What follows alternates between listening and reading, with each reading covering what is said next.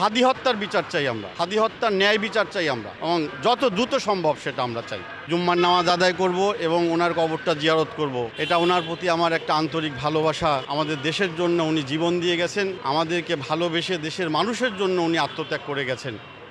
এই জন্য আমি এবং আমরা সবাই বাংলাদেশের মানুষ ওনার কাছে চিরকৃতজ্ঞ হয়ে থাকব আজীবন। অত্যন্ত দুঃখজনক বিষয়, কারণ এটা খুব দ্রুত নিষ্পত্তি হওয়া প্রয়োজন ছিল।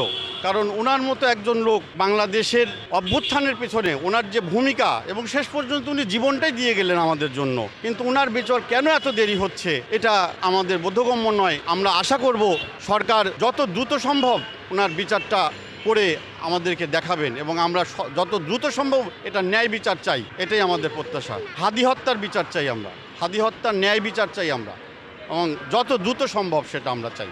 এই সরকার যদি এটার বিচার করতে না পারে, তাহলে পরবর্তী সরকার এটার বিচার করতে মনে হয় পারবে না। আমার মনে হয় এটার সঠিক বিচার আমরা পাবো না। তাই আমরা চাই যে নির্বাচনের আগেই উচিত ছিল বর্তমান সরকারের যে এই বিচারটা করা, এই ন্যায় বিচারটা প্রতিষ্ঠা করা, এবং বাংলাদেশের জনগণ এটাই প্রত্যাশা করে সরকারের কাছে।